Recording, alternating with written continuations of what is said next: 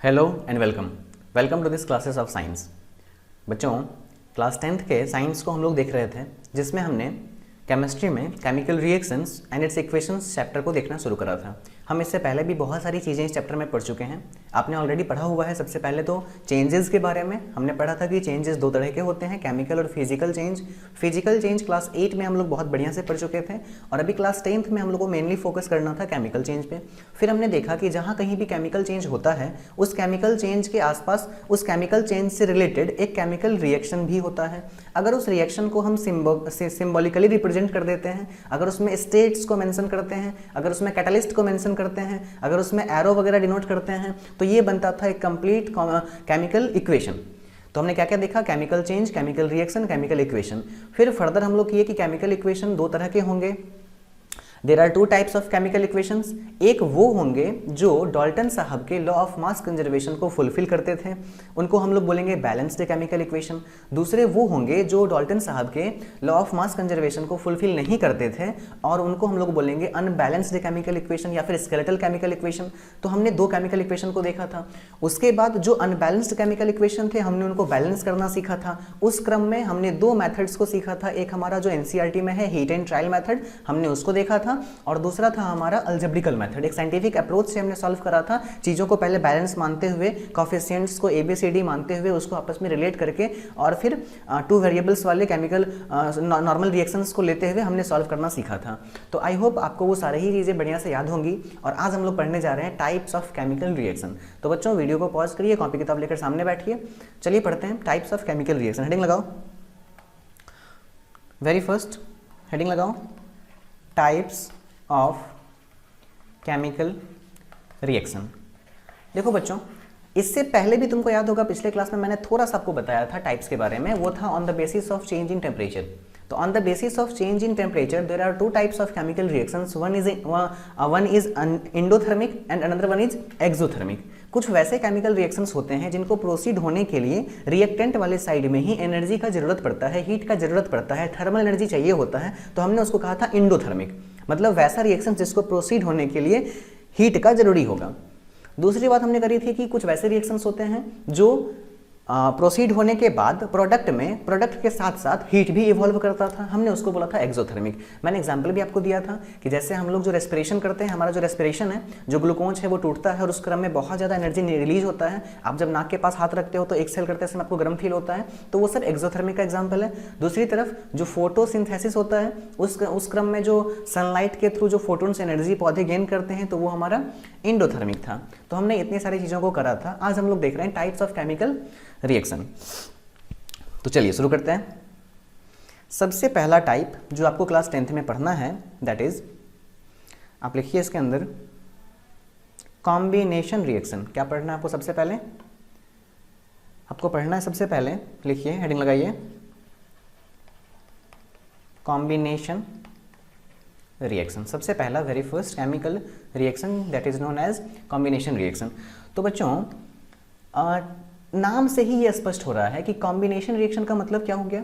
Combination का मतलब क्या होता है? जब दो या दो से ज़्यादा चीज़ें आपस में मिलती हों, आपस में कंबाइन होती हों, तो हम उसके बोलते हैं क्या? Combination reaction. आप समझिए, जब दो या दो से ज़्यादा रिएक्टेंट एक साथ कंबाइन होकर के एक सिंगल प्रोडक्ट का फॉर्मेशन करें, तो हम उसको बोलेंगे combination reaction. When two or more than two reactants combine each other to form a single product, then it is known as combination reaction.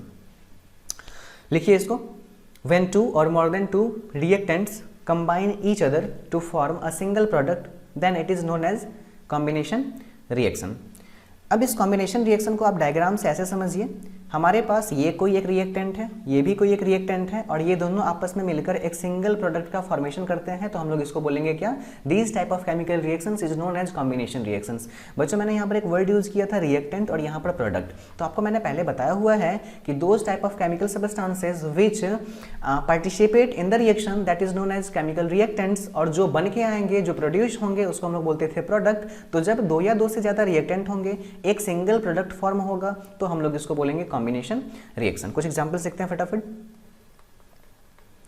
Examples बहुत ज़रूरी हैं, आप इसको याद रखिए। आपसे अगर एग्जाम में पूछा जाता है, हालांकि ये चीज़ नहीं पूछेगा कॉम्बिनेशन रिएक्शन, ये बहुत ही ईजी होता है, अगर पूछना होगा तो आगे आने वाला चीज़ पूछेगा डिकम्पोजिशन रिएक्शन। डिकम्पोजिशन भी नहीं पूछता है, उसके अंदर का टाइप पूछता है, तो हम लोग देखेंगे उसको। फिर भी आप एग्जाम्पल को लिखना सीखिए। वेरी फर्स्ट एग्जाम्पल कार्बन, हम उसमें डालते हैं ऑक्सीजन, वो आपको देता है कार्बन डाइऑक्साइड। कार्बन के लिए सिंबल का यूज करेंगे C, ऑक्सीजन के लिए O2 क्या देगा CO2।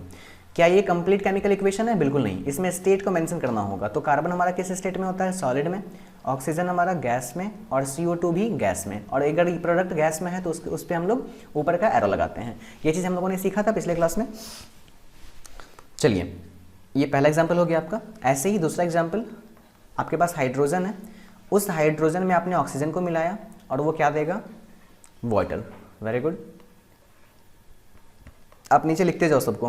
हाइड्रोजन प्लस ऑक्सीजन क्या मिल रहा है? वाटर। तीसरा लिखो, नाइट्रोजन प्लस हाइड्रोजन और मिलके बनेगा क्या? अमोनिया। लिखना इसके सामने, नाइट्रोजन हाइड्रोजन मिलके क्या बनेगा? अमोनिया। उसी तरीके से आप लिखो मैग्नीशियम प्लस ऑक्सीजन मिलके क्या बनेगा? Magnesium oxide. उसी तरीके से एल्युमिनियम प्लस ऑक्सीजन क्या बनेगा? Al2O3 aluminium oxide. Same copper plus oxygen क्या बनेगा? CuCl2। Same hydrogen plus chlorine क्या बनेगा? Hydrogen chloride. तो these type of chemical reactions in which two or more than two chemical reactants combine each other to form a single product, it is known as combination reaction. Now we have to discuss about second type of chemical reaction, that is decomposition reaction. तो heading लगाओ second करके। Second decomposition. तो second हम लोग देख रहे थे, second में आप हेडिंग लगाइए डिकम्पोजिशन। Decomposition chemical reaction. तो बच्चों इसका भी नाम से स्पष्ट है, कॉम्बिनेशन रिएक्शन में क्या होता था? चीज़ें आपस में कंबाइन होकर के एक प्रोडक्ट बनाती थी। ये जस्ट उसका रिवर्स होगा। इसमें एक सिंगल प्रोडक्ट किसी एनर्जी की वजह से, किसी एक्सटर्नल फैक्टर के वजह से दो या दो से ज़्यादा चीज़ों में डिवाइड हो जाएंगे। क्या बोलेंगे हम इसको? डिकम्पोज होना, टूटना, टूट जाना। तो लिखिए आप इसमें when a single product, when a single reactant break into two or more than two products, then it is known as decomposition reaction. Those type of chemical reactions in which one single reactants break into two or more than two products, then it is known as decomposition reaction. तो हमने देखा इसमें diagram कैसे बनेगा। Suppose करिए आपके पास कोई एक सबस्टांस है PQ, आपने इसमें कोई एक्सटर्नल फैक्टर डाला, आपने इसमें हीट डाला, आपने इसमें इलेक्ट्रिसिटी डाला, आपने इसमें लाइट डाला, जिस वजह से ये टूटा और टूट के ये क्या बन गया? P+Q। सपोज करो मेरे पास कोई सबस्टांस था ABC, हमने इसको तोड़ दिया और ये टूट के बना A+B+C। तो इस तरह के जो भी केमिकल रिएक्शंस होंगे हम लोग इसको बोलेंगे डीकम्पोजिशन केमिकल रिएक्शन। कुछ एग्जाम्पल्स करते हैं फटाफट। अच्छा, एग्जाम्पल्स करने से पहले लिख लो कुछ एग्जाम्पल। सपोज करो तुम्हारे पास NaCl था, NaCl का एक्वस सॉल्यूशन जिसको हम लोग ब्राइन बोलते हैं, तुम्हारे पास वो था। तुमने इसके अंदर में इलेक्ट्रिसिटी डाला, क्या डाला इसके अंदर में? इलेक्ट्रिसिटी। और ऐसा करने की वजह से ये ब्रेक हो गया किस में? Na+ में और Cl- में। ठीक है।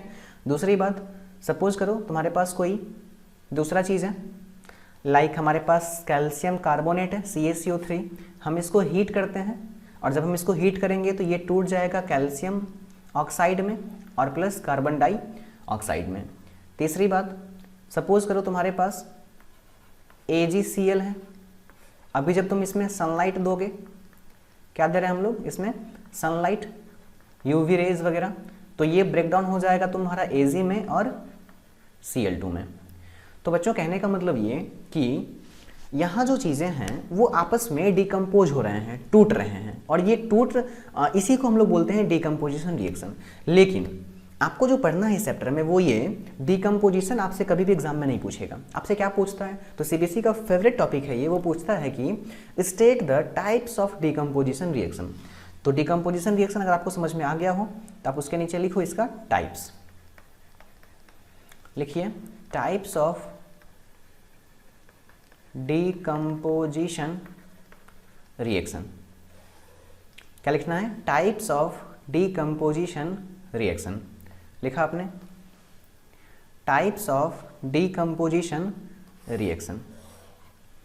चलिए अब इस टाइप्स ऑफ डिकम्पोजिशन रिएक्शन को हम 3 पार्ट में डिवाइड करेंगे। सबसे पहला आप लिखिए थर्मल डिकम्पोजिशन रिएक्शन। दूसरा लिखो फोटोलाइटिक डिकम्पोजिशन रिएक्शन। तीसरा लिखो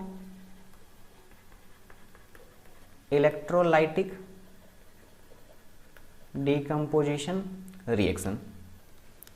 तो बच्चों हम लोग देख रहे थे क्या, types of chemical reaction, types of decomposition reaction, जिसमें सबसे पहला था हमारा थर्मल डिकम्पोजिशन रिएक्शन, फिर है इलेक्ट्रोलाइटिक डिकम्पोजिशन रिएक्शन और फिर है फोटोलाइटिक डिकम्पोजिशन रिएक्शन। तो देखिए बच्चों, डिकम्पोजिशन रिएक्शन का मतलब क्या होता है, चीज़ों का डिकम्पोज होना। तो डिकम्पोज होने के लिए वहाँ कुछ ना कुछ एनर्जी का नीड होगा। सपोज करो तुम्हारे पास एक पेन है और तुमको इस पेन को तोड़ना है, तो अगर इस पेन को तोड़ना है, इस पेन को डिकम्पोज करना है, ब्रेक डाउन करना है, then you have to put some amount of energy. आपको कुछ अमाउंट में एनर्जी देना पड़ेगा जो इनके बीच के बाउंड को, इनके बीच के स्ट्रेंथ को खत्म करेगा और चीज़ें अलग होंगी। तो on the basis of that type of energy, on the basis of that type of energy decomposition reaction फिर से 3 टाइप का होगा। सबसे पहला थर्मल डिकम्पोजिशन रिएक्शन। और किसको बोलेंगे थर्मल डिकम्पोजिशन रिएक्शन, तो जब टूटने का कारण, on the basis of that कारण, समझो डिकम्पोजिशन रिएक्शन कब होगा, डिकम्पोज कोई चीज़ कब होगा, तो डिकम्पोज तब होगा जब हम उसमें कोई फैक्टर लगाएंगे, उसमें कोई कारण लगाएंगे, उसमें कोई एक्सटर्नल फोर्स लगाएंगे।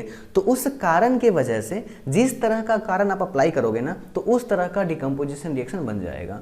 अगर कोई चीज़ टूट रहा है और टूटने का वजह है आपका हीट, थर्मल एनर्जी, तो हम उसको बोलेंगे थर्मल डिकम्पोजिशन रिएक्शन। अगर कोई चीज़ टूट रहा है और टूटने का वजह है इलेक्ट्रिसिटी, तो हम उसको बोलेंगे इलेक्ट्रोलाइटिक डिकम्पोजिशन रिएक्शन। अगर कोई चीज़ टूट रहा है और टूटने का वजह है सनलाइट, यूवी रेज या उसके अंदर के फोटोन्स, तो हम उसको बोलेंगे फोटोलाइटिक डिकम्पोजिशन रिएक्शन। समझ में आया? तो फटाफट इसको खुद से आप लिखिए, थर्मल डिकम्पोजिशन रिएक्शन के नीचे लिखो when a reactant decompose due to thermal energy या due to heat, then it is known as thermal decomposition reaction. For example, अगर हमारे पास कैल्शियम कार्बोनेट है, हम इसको थोड़ा सा हीट करेंगे तो ये ब्रेक हो जाएगा CaO प्लस CO2 में। तो इस तरह के जो भी रिएक्शंस होंगे जिसमें एक रिएक्टेंट हीट के वजह से, यहाँ ये जो साइन है वो हीट का है, आप इस यहाँ पर हीट भी लिख सकते थे, जहाँ हीट के वजह से चीज़ें ब्रेक डाउन हो जाती हैं, तो हम उसको कहते हैं क्या, थर्मल डिकम्पोजिशन रिएक्शन। दूसरे में लिखो इलेक्ट्रोलाइटिक में, when a reactant break into 2 and more than 2 products due to electricity, then it is known as electrolytic decomposition reaction. For example, आपके पास NaCl था, NaCl का ब्राइन था, आप इसमें इलेक्ट्रिसिटी पास करवा दिए तो ये ब्रेक हो जाएगा किस में, Na प्लस में ब्रेक होके कैथोड पे जाएगा और Cl2 माइनस में ब्रेक होके एनोड पे जाएगा। नहीं समझ में आ रहा है? ये आपने पढ़ा होगा क्लास 8 में इलेक्ट्रोलाइसिस वगैरह। तो यहाँ हम लोग क्या करते हैं, एक बीकर लेते हैं, उसमें NaCl का एक्वस सॉल्यूशन डाल देते हैं और उस बीकर में 2 मेटल का कोई 2 रॉड लगाते हैं। दोनों ही रॉड में से किसी एक को बैटरी के पॉजिटिव के साथ और एक को बैटरी के निगेटिव के साथ जोड़ देते हैं। ऐसा करने के बाद जिसको बैटरी के पॉजिटिव से जोड़ते हैं तो उसके ऊपर में बहुत सारा प्लस चार्ज जमा हो जाता है, जिसको बैटरी के निगेटिव से जोड़ते हैं उसके ऊपर में बहुत सारा निगेटिव चार्ज जमा हो जाता है और इस वोल्टेज को बढ़ाते हैं। जो पोटेंशियल डिफरेंस है पीडी है उसको बढ़ाते हैं। तो जब हम पोटेंशियल डिफरेंस को बढ़ाते हैं तो ये ज़्यादा पोलराइज होता है, मतलब एनोड के ऊपर में देखो यहाँ जो ये प्लस जिस पे जमा हुआ इसको हम लोग बोलते हैं एनोड, और जिस पे माइनस जमा हुआ इसको हम लोग बोलते हैं कैथोड, और ये दोनों को कंबाइन रूप से बोलते हैं इलेक्ट्रोड। मैं आपको फिर से एक बार बताऊं ये सारी चीज़ें। देखो क्या देख रहे थे हम लोग, हमारे पास क्या होना चाहिए, एक हमारे पास एक बर्तन है, उस बर्तन में आपने क्या भरा, आपने NaCl का सॉल्यूशन भरा, उसी बर्तन में हमने क्या किया, 2 इलेक्ट्रोड्स को लगाया। इलेक्ट्रोड क्या होता है सर, तो कोई भी मेटल का रॉड हो सकता है जो इलेक्ट्रिसिटी पास करे। इस दोनों रॉड में से एक को बैटरी के पॉजिटिव से जोड़ा और एक को बैटरी के निगेटिव से जोड़ा। बैटरी में मोर देन 2 सेल्स होंगे, तो जिसको बैटरी के पॉजिटिव से जोड़ा उसके ऊपर में बहुत सारा पॉजिटिव चार्ज जमा हो गया, और जिसको बैटरी के निगेटिव से जोड़ा उसके ऊपर में बहुत सारा निगेटिव चार्ज जमा हो गया। अभी वोल्टेज को बढ़ा रहे हैं, पोटेंशियल डिफरेंस को बढ़ा रहे हैं, तो जब पोटेंशियल डिफरेंस बढ़ेगा तो ये पॉजिटिव और नेगेटिव चार्ज का अमाउंट भी बढ़ेगा। और ये जो दोनों लोहा का रॉड है ना, इसको हम लोग बोलते हैं इलेक्ट्रोड्स। क्या बोलते हैं इसको, इलेक्ट्रोड्स। कंबाइंड फॉर्म में बोलेंगे इलेक्ट्रोड्स। उन इलेक्ट्रोड्स में से जो पॉजिटिव इलेक्ट्रोड है इसको हम लोग बोलते हैं एनोड, जो नेगेटिव इलेक्ट्रोड है इसको हम लोग बोलते हैं कैथोड। तो जब आप वोल्टेज बढ़ाओगे तो दरअसल देखो ये NaCl भी बना हुआ कैसे है।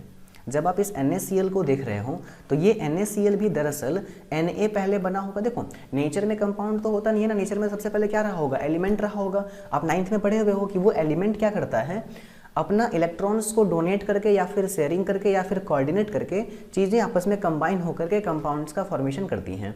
तो सोडियम जो पहले एक एलिमेंट था, जो एक एटम था केवल, वो अपने आउटरमोस्ट सेल से एक इलेक्ट्रॉन का डोनेट कर करके बना होगा sodium ion, that is Na+।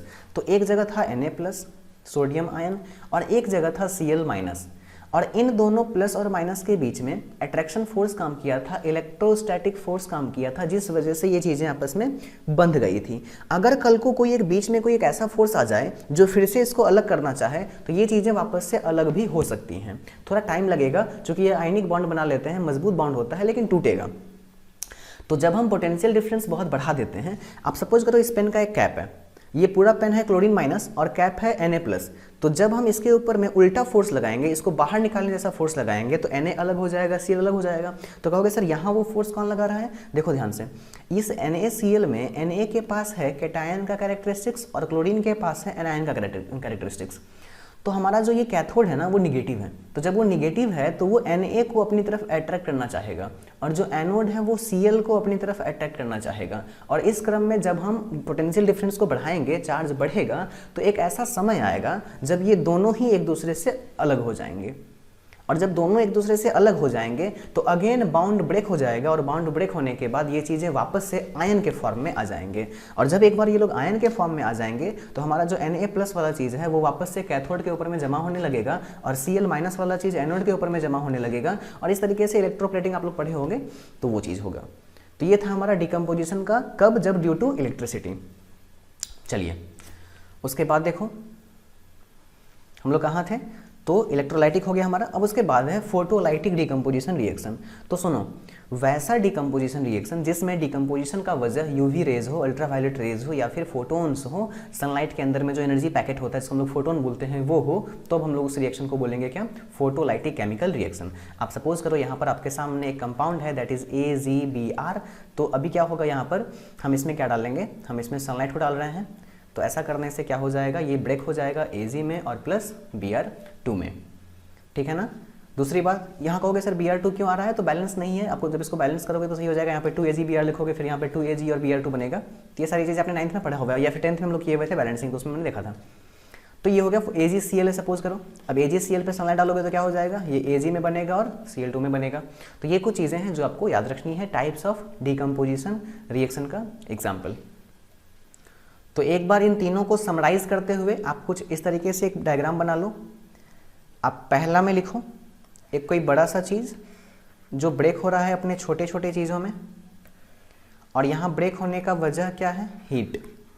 दूसरे केस में चीज़ें ब्रेक हो रही हैं और यहाँ पर ब्रेक होने का वजह क्या है? इलेक्ट्रिसिटी। और अगेन तीसरे केस में चीज़ें ब्रेक होंगी और ब्रेक होने का वजह क्या होगा? लाइट। तो हम लोग इसको बोलेंगे क्या? जी। तो इस तरीके से हमारा दूसरा टाइप भी खत्म हो गया। हेडिंग लगाओ नेक्स्ट। उसके बाद नेक्स्ट हेडिंग लगाओ तीसरा, दैट इज डिस्प्लेसमेंट रिएक्शन। लिखो उसके बाद थर्ड,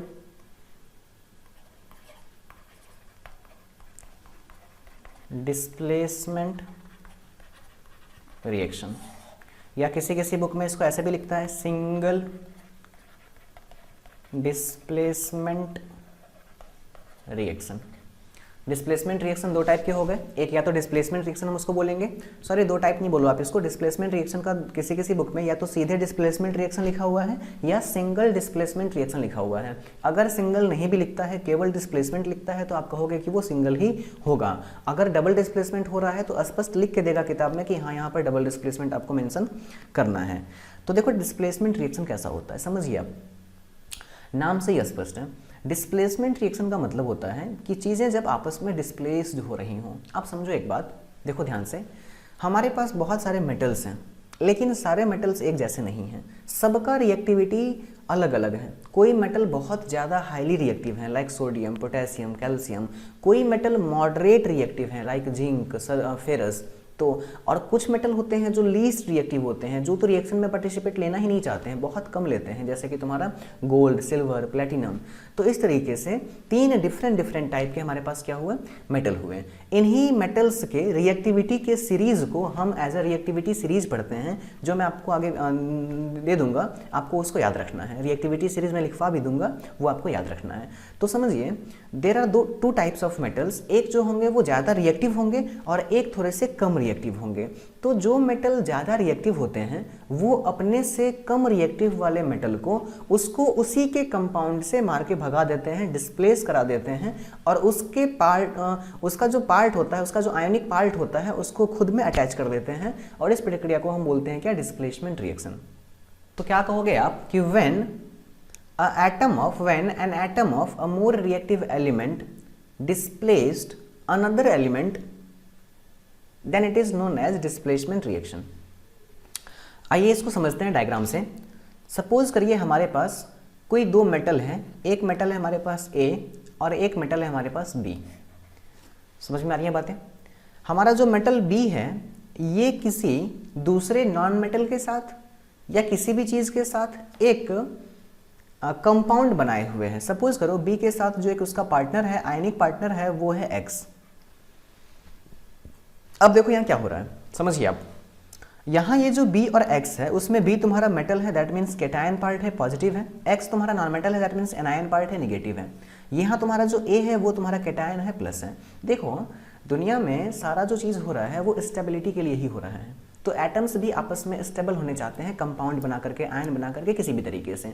तो यहाँ जो हमारा A मेटल है उसके पास स्टेबिलिटी के लिए उसको एक ऑप्शन दिख रहा है, क्या? तो B का आयनिक पार्ट। B के पास जो निगेटिव आयनिक पार्ट है जिसको लेकर B सेटिस्फाई हुआ है, अगर ये A कोई उपाय लगा करके B के पास जाता है और उस B से उसका निगेटिव पार्ट छीन लेता है और उसको खुद के साथ अटैच कर लेता है, तो ये स्टेबल हो जाएगा। B का कुछ होगा वो उसको उससे नहीं मतलब है। समझ में आ रही है बातें? तो देखो यहाँ क्या होता है, ये जो A है वो B पे अटैक करता है और B पे अटैक करके इस B को कर देता है डिस्प्लेस्ड। B को क्या कर देगा? डिस्प्लेस्ड।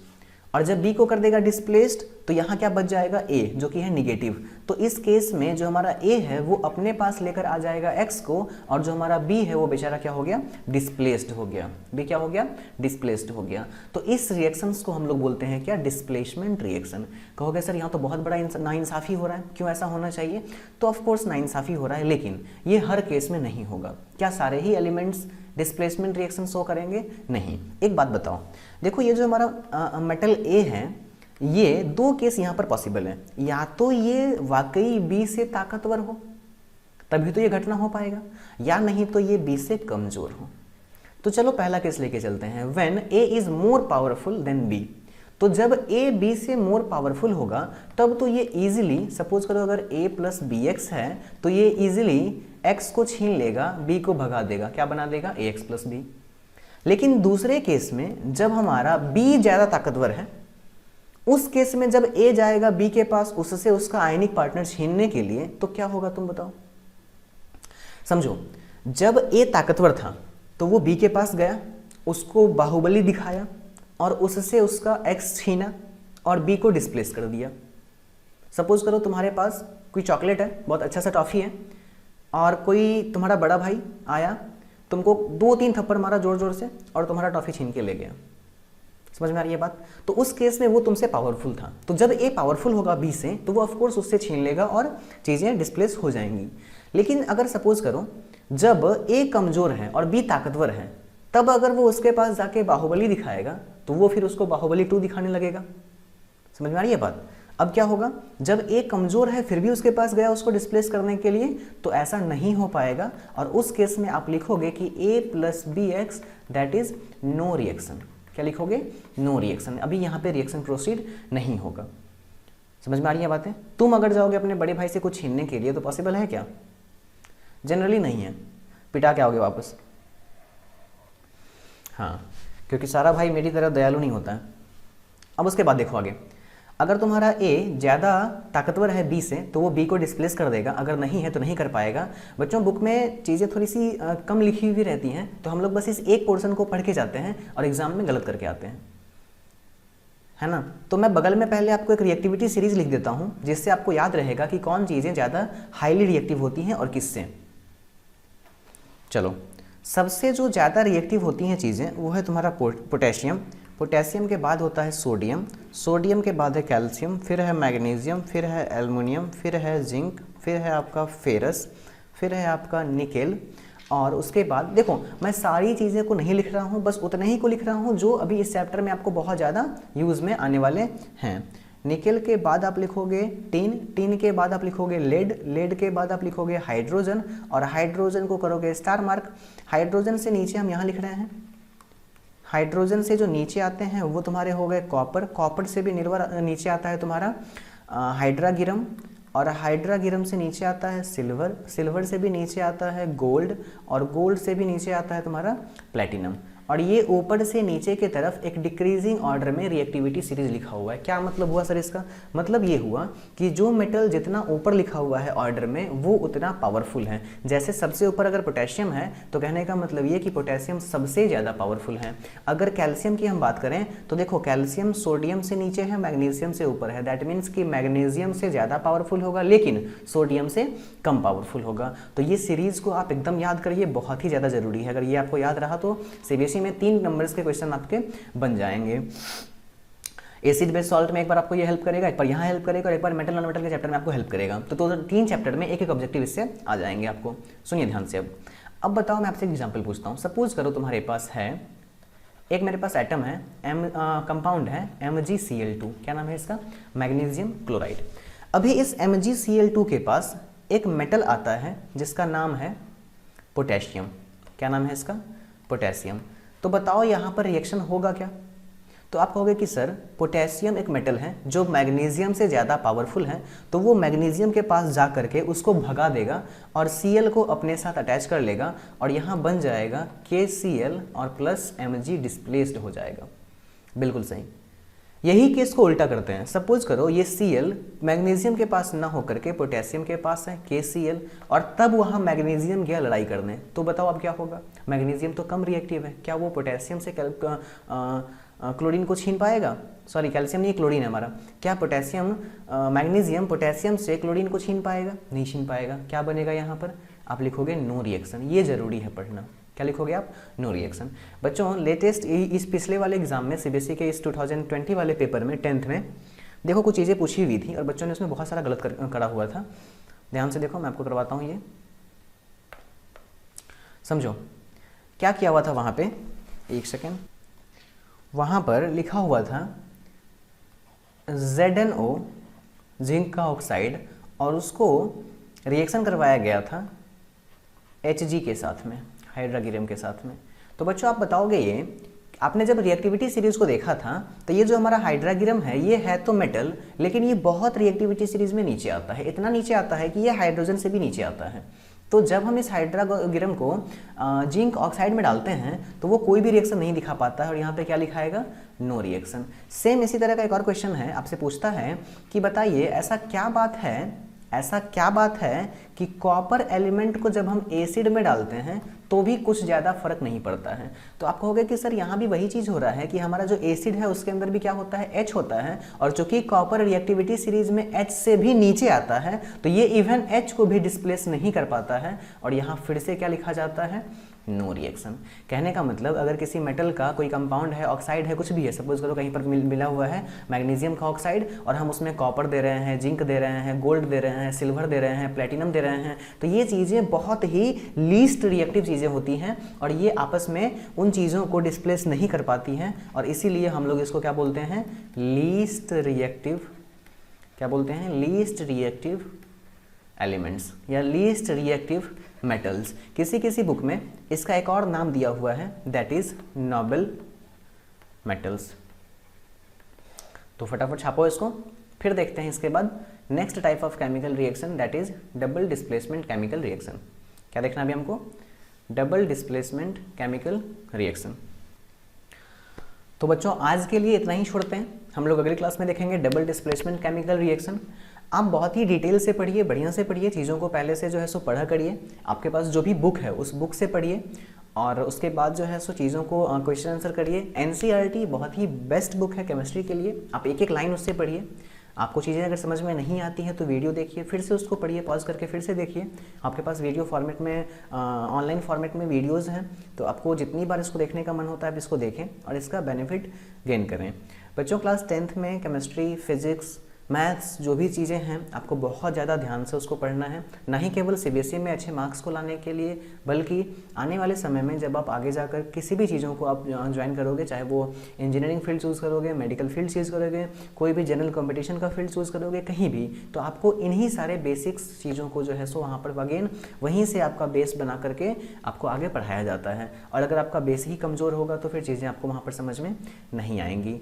तो ये एक छोटा सा प्रयास है हम लोगों का आपके लिए कि क्लासरूम के जो भी लिमिटेशंस होते थे, टीचर बस एक बार पढ़ा देते थे और बच्चे अगर नहीं भी समझ में आए उनको तो वापस घर जाते थे, वो चीज़ों को नहीं समझ पाते थे और ऐसा होते होते होते कुछ बच्चे बहुत ही कमज़ोर हो जाते थे। तो उनके लिए बहुत ही बेस्ट सॉल्यूशन है, आपके पास ये वीडियो फॉर्मेट में है। आपको अगर मन होता है कि आप भी अच्छे से पढ़ें, आप भी तेज़ बच्चों में काउंट हो, तो आप इसका बहुत ज़्यादा बेनिफिट उठा सकते हैं। आप बहुत बार इसको देखो, 5 बार देखो, 7 बार देखो, 10 बार देखो, इतनी बार देखो कि आपके क्लास का जो टॉपर बच्चा होगा उसको जितना कॉन्सेप्ट्स पता होगा वो सारा ही सारा आपको भी पता होना चाहिए।